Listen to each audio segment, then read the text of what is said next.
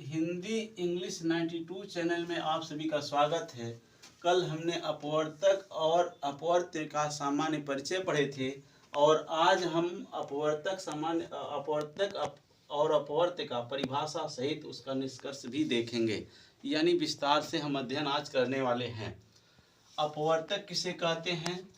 कोई संख्या जिन जिन संख्याओं से पूरी विभाजित हो जाती है तो विभाजित करने वाली संख्याएं उस संख्या, जैसे उदाहरण से समझते हैं कि संख्याएं 2, 6, 15, 69, 84 हैं, यानी अब इनको विभाजित करने वाली संख्याएं ही अपवर्तक कहलाएंगी। अब देखते हैं कि 2 को कितनी संख्याएं विभाजित करती हैं। आज जो संख्याएं 2 को विभाजित करेंगी वह 2 की अपवर्तक कहलाएंगी। जैसे 2 के अपवर्तक हैं 1 और 2। 6 के अपवर्तक हैं 1, 2, 3, 6। 15 के अपवर्तक हैं 1, 3, 5, 15। 69 के अपवर्तक हैं 1, 3, 23, 69। 84 के अपवर्तक हैं 1, 2, 3, 4, 6, 7, 12, 14, 21, 22, 42, 84। अब हम समझते हैं कि परिभाषा में इनसे रिलेटेड ही परिभाषा बनाई गई है। कैसे कि कोई संख्याएं, लिखा है कि कोई संख्या यानी 2, 4, 15, 69, 84 जो संख्याएं हैं, जिन जिन संख्याओं से यानी 1 और 2 से 2 विभाजित हो रहा है, 6 1 2 3 6 से विभाजित हो रहा है, यानी कोई संख्या जिन जिन संख्याओं से पूरी विभाजित हो जाती है, अधूरी नहीं, दशमलव में नहीं, पूरी विभाजित हो जाती है, जो उसका शेषफल 0 हो, तो विभाजित करने वाली संख्याएं, यानी ये जो 1 2 संख्याएं हैं, ये किस कालम में बनी हुई है? अपवर्तक में। ये संख्याएं इन संख्याओं की अपवर्तक है, सबकी अपवर्तक नहीं है। ये संख्याएं जिसको विभाजित करती हैं उनकी अपवर्तक है। अब यहाँ पर 3 रहे तो 1 और 2 3 को विभाजित नहीं करती हैं, तो 1 और 2 जो है 3 की अपवर्तक नहीं है। जिसको ये विभाजित करेंगी उसकी ये अपवर्तक कहलाएंगी। अब आगे निकालते हैं निष्कर्ष, इसका देखते हैं। इसी से क्या है, हम देखते हैं कि क्या देखे हैं कि एक प्रत्येक संख्या का अपवर्तक है, यानी एक संख्याएं सबको विभाजित कर रहा है। एक संख्याएं 2 को भी, 6 को भी, 15 को, 69 को, 84 को, यानी कोई भी संख्याएं रहे वह एक सबको विभाजित करेगा। ये सर्वनिष्ठ है, सभी में मिलता है। इसलिए निष्कर्ष से निकलता है कि एक प्रत्येक संख्या का अपवर्तक है। अगला देखते हैं कि प्रत्येक संख्या स्वयं का अपवर्तक होती है, यानी प्रत्येक संख्या, यानी जो ये संख्याएं हैं, ऐसी संख्याओं के प्रत्येक संख्या का स्वयं का अपवर्तक, यानी 2 भी 2 को विभाजित कर रहा है, 6 भी 6 को विभाजित कर रहा है, यानी जो किसी संख्या को विभाजित करता है वह स्वयं उस संख्या का अपवर्तक कहलाता है। यानी 5 15 को विभाजित कर रहा है तो 15 का 5 अपवर्तक है, 15 का ही 5 अपवर्तक है। इसलिए यदि 15 भी 15 को विभाजित कर रहा है तो 15 का 15 अपवर्तक हुआ। 84 का 4 विभाजित कर रहा है तो 84 का 4 अपवर्तक है। 6 विभाजित कर रहा है तो 84 का 6 अपवर्तक है। इसी प्रकार स्वयं 84 को विभाजित कर रहा है तो 84 भी अपने स्वयं का अपवर्तक ही कहलाएगा। तो यही बात यहाँ लिखा गया है कि प्रत्येक संख्या स्वयं का अपवर्तक होती है। अगला तीसरे बिंदु पर देखते हैं, किसी संख्या का प्रत्येक अपवर्तक उस संख्या का एक पूर्ण विभाजक होता है। यानी किसी संख्या का जो प्रत्येक अपवर्तक है, किसी संख्या का, ये जो भी संख्या है, इन संख्याओं का ही एक अपवर्तक लिखे हुए हैं, ये अपवर्तक ही इनके पूर्णतः विभाजित करते हैं।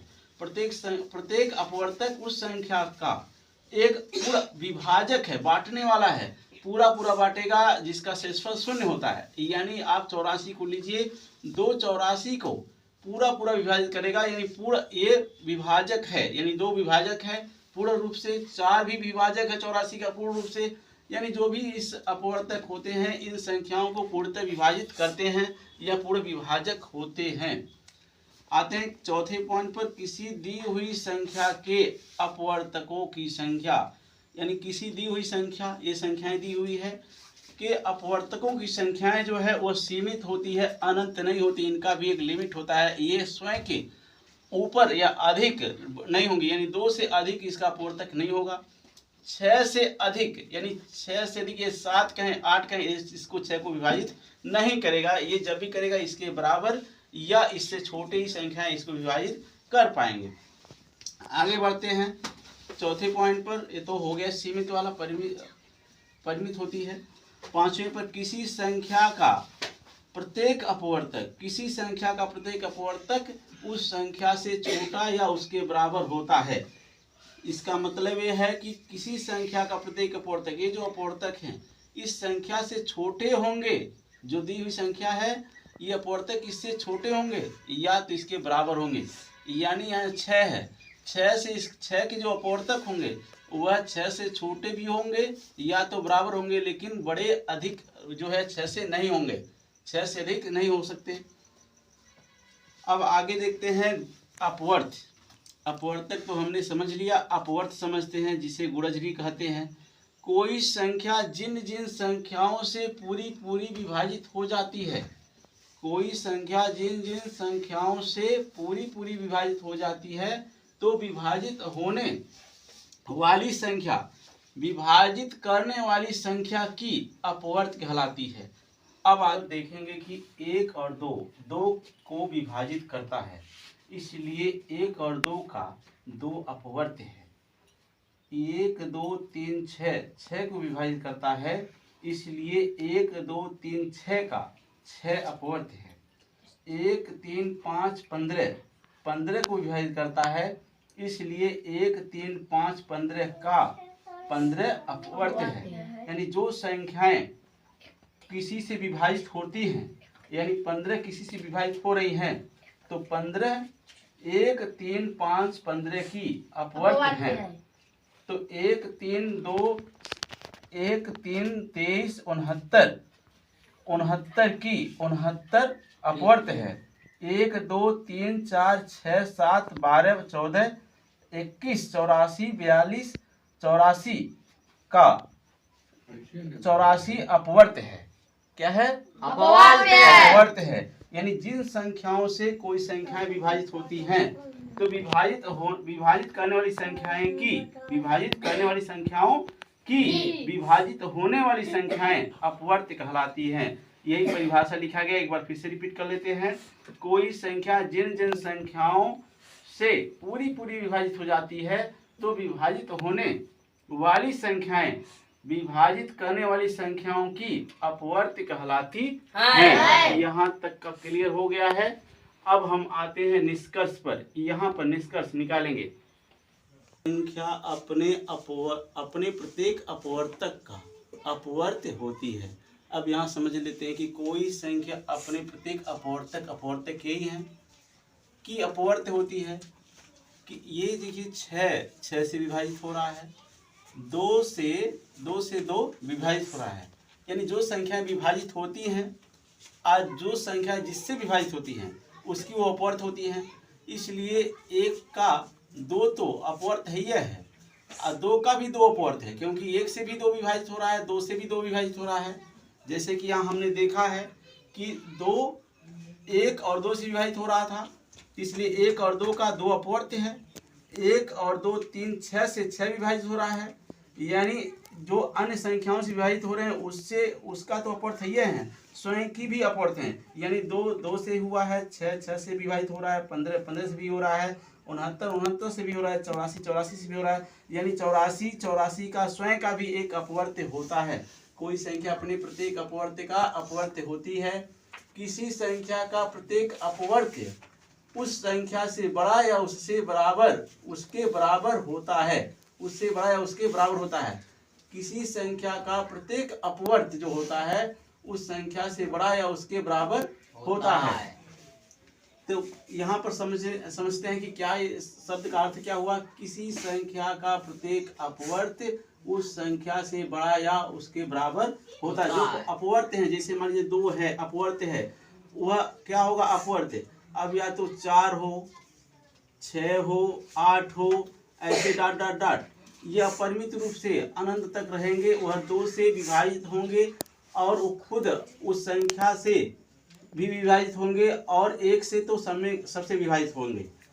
तो देखते हैं कि किसी संख्या का प्रत्येक जो अपवर्त है उस संख्या से बड़ा या उसके बराबर होता है, उससे बड़ा या उसके बराबर होता है। यानी यहाँ पर 1 और 2 जो है ये 2 से भी बड़ा है या उसके बराबर होगा, यानी 6 जो है 1 और 2 3 1 2 3 6 से बड़ा या इससे, ये जो 6 है इस 6 से ये बराबर भी है और 1 2 3 से ये बड़ा भी है। अब आते हैं किसी संख्या के अपवर्तकों की संख्या। किसी संख्या के अपवर्तकों की संख्या परिमित यानी अपरिमित होती हैं, अनंत होती हैं। अब मानकर चलें कि दो संख्याएं हैं, इस 2 को विभाजित करती हैं तो संख्याएं 4 को करेंगी, 6 को करेंगी, 8 को करेंगी, यानी ये खुद अपरिमित रूप से अनंत होंगी। इनकी कोई संख्याएं निश्चित नहीं है। अपवर्त की संख्या निश्चित नहीं हो सकती है, अनंत तक हो सकती है। वह किसी अन्य से भी विभाजित हो सकती है, किसी निश्चित संख्या से भी विभाजित हो सकती है। जैसे 2 से 2 4 6 8 विभाजित है, लेकिन वही संख्याएं 4 से भी कुछ विभाजित होने लगेंगी।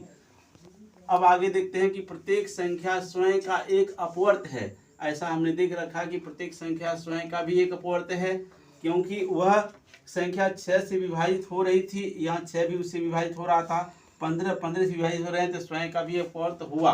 किसी संख्या में प्राकृतिक संख्याओं 1 2 3 से गुणा करने पर उस संख्या के विभिन्न अपवर्त प्राप्त होंगे। यानी उस संख्या के, जैसे यहाँ पर मान लीजिए 5 है, अब 5 के अपवर्त करें कि 5 से कौन विभाजित होगा, तो हम कहेंगे कि 5 में 1 से गुणा कर दें, 5 में 2 से गुणा कर दें, 5 में 3 से गुणा कर दें, ऐसे ही 5 में 4 से गुणा कर दें, 5 में ऐसे ही डॉट डॉट डॉट प्राकृतिक संख्याओं से गुणा कर दें।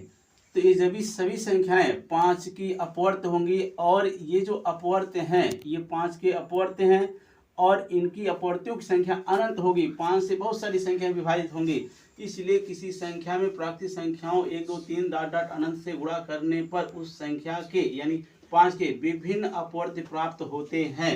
यहाँ तक हमने अपवर्त और अपवर्तक और अपवर्त के बारे में समझ लिया है। कक्षा 6 की एनसीईआरटी में दी गई अभ्यास 10A में अपवर्तकों से मिलान कीजिए जो प्रश्न है इसको हम सॉल्व करेंगे।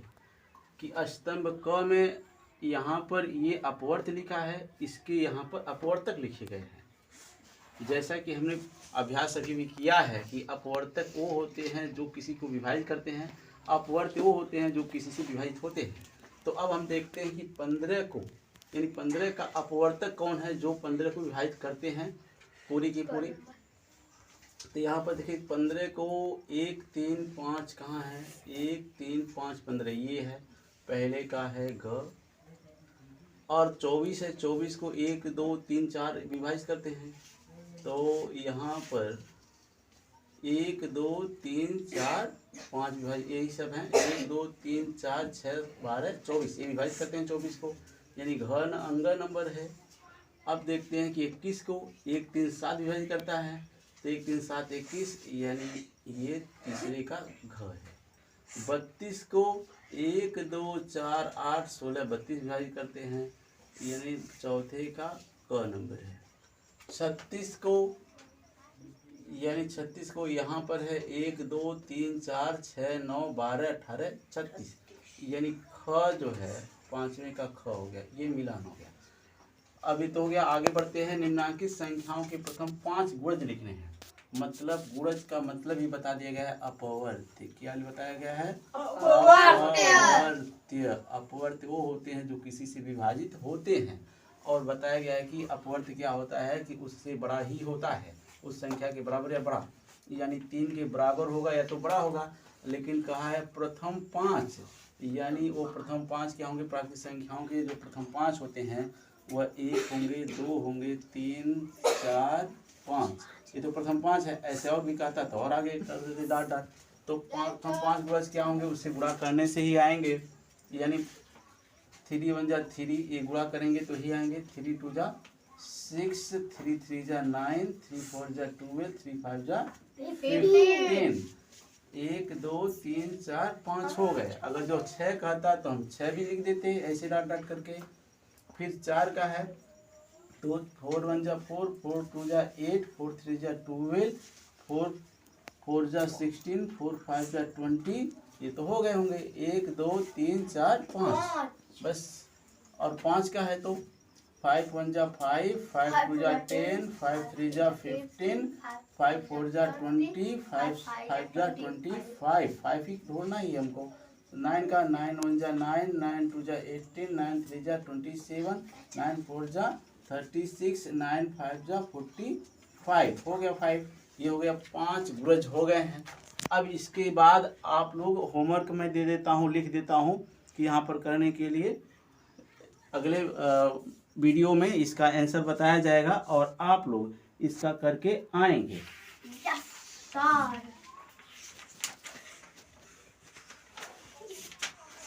आपका ये सब होमवर्क दिया जा रहा है। क्वेश्चन नंबर यहाँ पर क्वेश्चन नंबर 3 और क्वेश्चन नंबर 4 आप लोग करके आएंगे। इसमें करना क्या है, स्तंभ 1 की संख्याओं का स्तंभ 2 के साथ मिलान करना है।